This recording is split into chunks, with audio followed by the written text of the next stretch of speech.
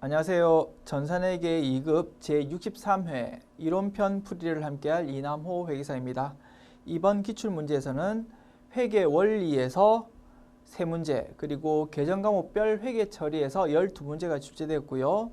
지문 길이가 비교적 짧은 형태로 출제되었습니다. 그래서 실제 시험장에서 수험생들이 느낄 때 조금 쉽게 느껴질 수도 있었겠네요. 그리고 물론 생소한 지문이 1개 또는 2개 정도가 등장했습니다만 우리가 배운 범위 내에서 기출 포인트로 강조했던 부분만 알고 있다면 충분히 신속 정확하게 다 맞출 수 있도록 출제가 되었습니다. 자, 문제풀이 시작해 볼까요? 자, 문제 1번입니다.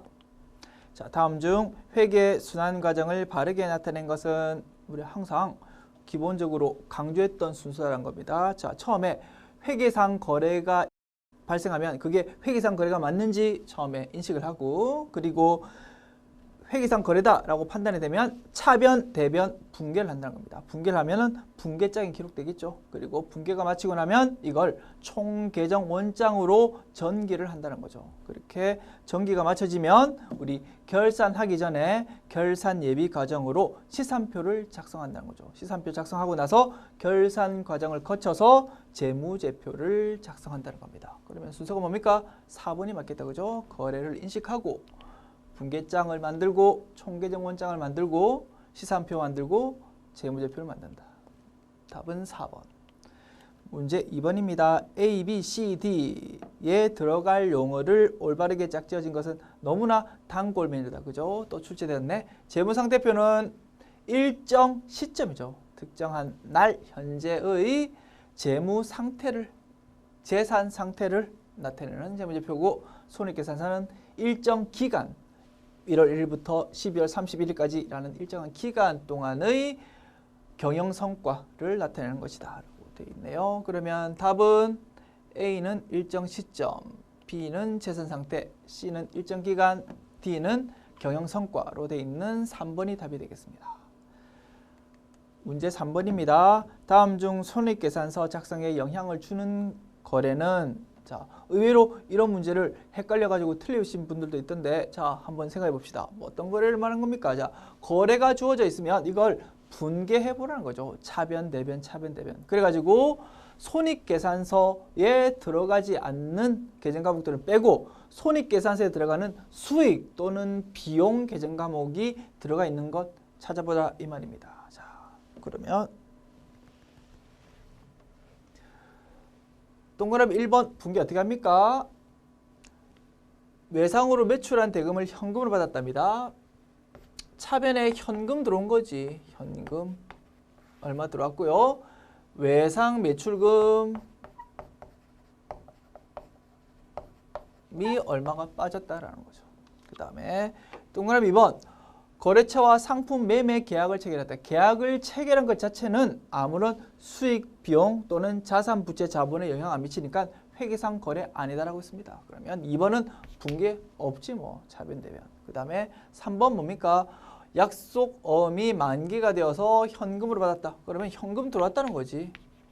현금 들어왔는데 대신 약속어음, 즉 받을 어음이라는 자산이 없어졌다는 거지. 그렇게 분개할 수 있을 것이고, 그러면 결국 1번, 3번 분개는 있지만 이게 뭡니까? 차변, 대변 모두 다 왼쪽에 자산의 증가, 자산의 감소. 이것도 자산의 증가, 자산의 감소로만 이루어져 있는 분개라는 겁니다. 즉 수익 또는 비용이 등장 안 했으니까 손익계산서에 전혀 영향 안 미친다는 거죠. 4번 봅시다. 임차료를 현금으로 줬답니다. 그럼 현금이 나갔지? 현금 대변에, 즉 자산이 감소되었다. 요거는 자산에 해당하지만 왼쪽에 오는 게 뭐라고? 드디어 비용 나왔다는 겁니다. 임차료라는 비용이 등장했다. 그러면 답은 4번 되겠네요. 자, 이렇게 풀면 되겠습니다. 문제 4번입니다. 현금 가부족 계정, 인출금 계정, 가지급금 계정, 가수금 계정 등의 공통점을 고르면 우리 회계처리 다 배웠지만 공통점이 뭐였습니까? 이런 계정 과목들은 기중에만 잠깐 임시로 쓰고 실제로 재무제표를 작성할 때는 나타내면 안 된다라고 했습니다. 그래서 임시적 계정이다라고 표현할 수 있겠네요. 그러면 그걸 어떻게 지문에서는 임시적 대신 일시적 가계정이라는 말로 썼네요. 그래서 답은 1번 되겠다. 자, 문제 5번. 다음 중 재고자산에 해당하는 것은, 자, 재고자산, 우리가 배웠던 재고자산 뭐 있습니까? 상품, 이런 게 있었다, 그죠? 자, 1번 판매용으로 구입한 핸드폰. 외부에 팔아먹으려고 우리가 핸드폰을 사가지고 지금 창고에 놔뒀던 겁니다. 그게 상품이죠, 그죠? 그러면 1번이 재고자산에 해당하는 상품이 되겠네요. 답은 1번 되겠습니다. 2번 거래처 직원에게 명절에 줄 선물 세트를 구매했다고요? 접대비라는 비용으로 처리해야 되겠네요. 3번 영업용으로 구입한 복사기요? 비품이라는 유형자산으로 처리해야 되겠네요. 4번 직원에게 지급할 단체복을 구입한 경우 뭡니까? 주로 복리후생비라는 계정 과목으로 많이 처리하거든요. 자, 어쨌든 비용이라는 겁니다. 비용으로 처리한 것이다. 그래서 재고자산에 해당하는 것은 1번이 되겠네요. 문제 6번입니다. 다음 기말 결산 정리 사항 중 수익과 비용의 이연에 해당하는 것으로 짝지어진 것은, 이연이 뭐였습니까? 돈을 미리 받거나 준 거지. 그렇지만 전액 다 당기의 수익 또는 비용이 아니고 일부는 내년 거를 미리 받거나 준 거라는 겁니다. 그게 이연이죠. 그래서 계정 과목으로는 돈을 미리 주었다면 선급 비용이라는 자산을 처리한 것이고, 자, 돈을 미리 받은 것이라면 선수 수익이라는 부채를 인식하는 것이라고 했습니다. 자, 거기에 해당하는 것들 찾아볼까요? 1번 임대료 선수분, 임대료라는 수익인데 내년 것까지 일부 보태가지고 한꺼번에 미리 받았다는 겁니다. 그게 임대료 선수분이지. 오케이, 맞고. 임차료 선급분, 임차료라는 비용을 내년 것까지 합해가지고 미리 줬다는 겁니다. 그게 임차료 선급분. 요것도 이연 맞다, 그죠? 그러면 답은 1번 되겠네요. 됐죠? 문제 7번. 다음 중 감가상각에 대한 설명 중 틀린 것은 1번 정액법은 매년 같은 금액으로 감가상각을 하는 방법이다. 맞죠, 그죠? 똑같은 금액을 항상 인식한다.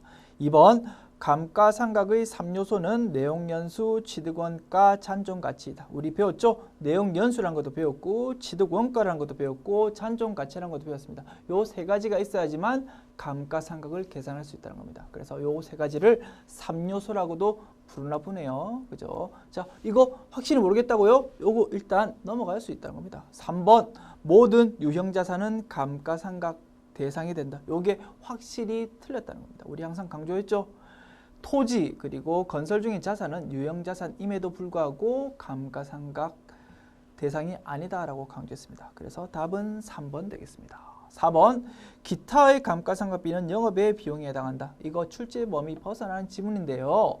그냥 참고로 들어놔 보십시오. 우리가 회사가 자산을 가지고 있는데 이게 영업에 사용하려고 가지고 있는 게 아니고 그냥 투자 목적으로 가지고 있답니다. 그거에 대해서 감가상각하는 거는 기타의 감가상각비라는 이름으로 판매관리비가 아니고 영업 외 비용으로 처리한답니다. 참고로 듣고 몰라도 된다는 겁니다. 출제 범위 바뀌다. 우리는 중요한 포인트 3번 지문에 대해서는 분명히 틀렸다고 판단할 수 있으면 되겠다라는 거죠. 문제 8번. 다음 중 지급어음 계정에 대한 설명 중 틀린 것은 1번 상품 매매 거래 시에만 발생하는 계정 과목이다. 지급어음이라는 계정 과목 쓰려면 우리의 주된 영업 활동일 때 쓴다라고 했습니다. 그죠? 그래서 1번 지문 맞겠네요. 만약에 우리 주된 영업 활동이 아닌 걸로 어음을 끊어줬다. 그러면 지급어음이 아니고 미지급금이라고 쓴다고 했습니다. 2번 총계정 원장 작성 시 전기 2월액은 차변에 기장한다. 총계정 원장이 뭡니까? 차변, 대변, 분계해서 쓰였던 계정 과목별로 모아가지고 하나의 표로 만들어 본 것이 총계정 원장이다. 지급어음이라는 계정 과목에 대해서 총계정 원장을 쓴다. 그러면 내 자리는 부채니까 차변 아니고 대변, 오른쪽에 나온 겁니다. 그래서 전기 2월액, 즉 기초금액은 오른쪽, 대변에 기장한다라고 해야 되겠죠. 그죠? 그래서 답은 2번이겠네요. 2번이 틀렸다라는 겁니다.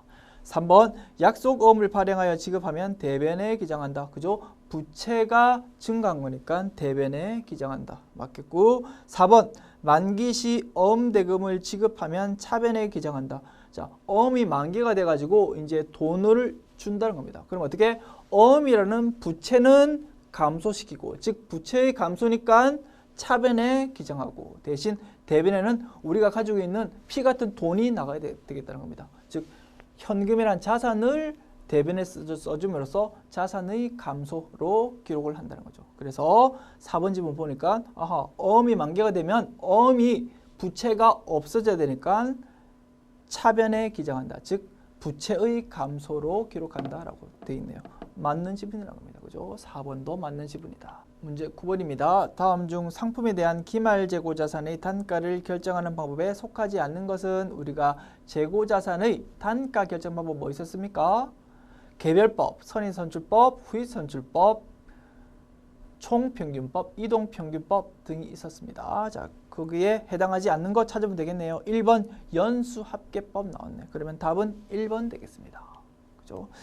연수합계법, 이게 감가상각 방법이 여러 가지 다양하게 있거든요. 그 중에 하나가 연수합계법입니다. 그래서 요거 모른다 하더라도 답은 잘 수 있다는 겁니다. 왜? 2번, 3번, 4번 우리가 다 아는 단가 산정 방법이니까. 됐습니까?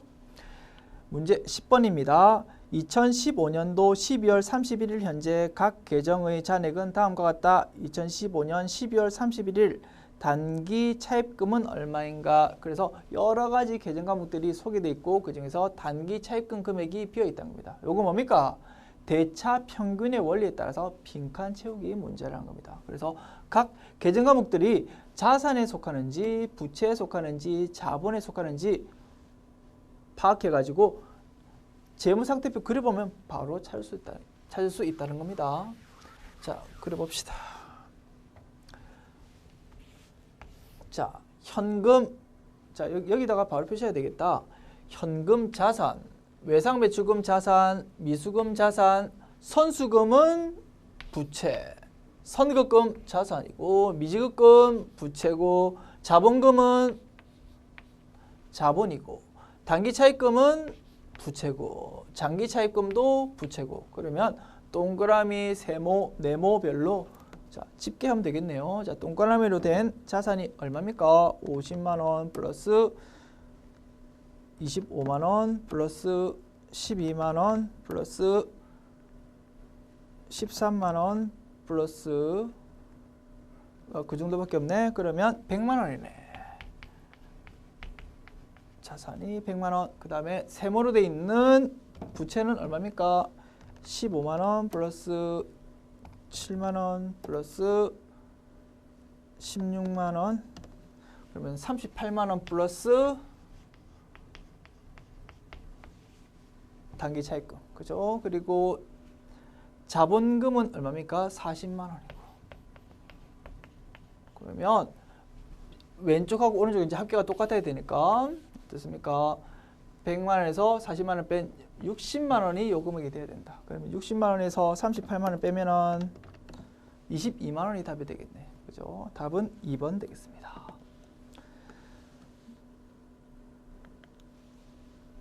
문제 11번. 자, 잠깐 지우고 시작할까요?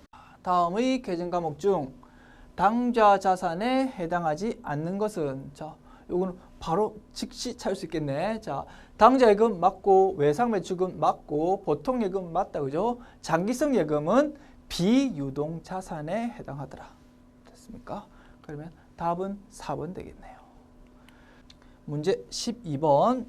다음 중 손익계산서에 영향을 미치지 않는 거래로만 짝지어진 것은? 자, 가나 다라 거래가 주어져 있는데요. 차변 대변 자, 회계 처리해 보면 바로 답 찾을 수 있겠네. 자, 가 상품을 매출하고 당사에서 매출 운임 5만 원을 현금으로 지급했다. 뭡니까? 물건 팔 때 발생한 매출 운임 뭘로? 운반비라는 비용으로 처리하면 되겠다.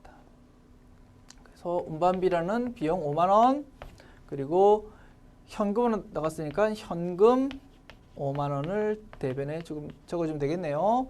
나 토지를 취득하고 취득세 10만 원을 현금으로 지급했다. 토지 취득할 때 발생한 취득세 뭘로? 토지 취득 부대 비용, 즉 토지라는 계정 과목으로 처리하면 될 것이다. 현금 나갔으니까 대변에는 현금 적어주면 될 것이고, 본사 건물에 대한 재산세. 자, 건물에 대한 재산세는 뭘로? 취득 부대 비용이 아니고 취득하고 나서 1년에 한 번씩 꼬박꼬박 나오는 세금이니까 세금과 공과라는 비용으로 처리하면 될 것이다. 50만 원. 그리고 이걸 뭐 현금으로 줬으니까 대변은 현금 50만 원 적어주면 될 것이고, 상품을 매입하고 당사에서 매입 운임 5만 원을 현금으로 지급했다. 물건 살 때 든 매입 운임 취득 부대 비용이라고 했습니다. 그래서 상품이라는 자산으로 처리하면 될 것이다. 그래서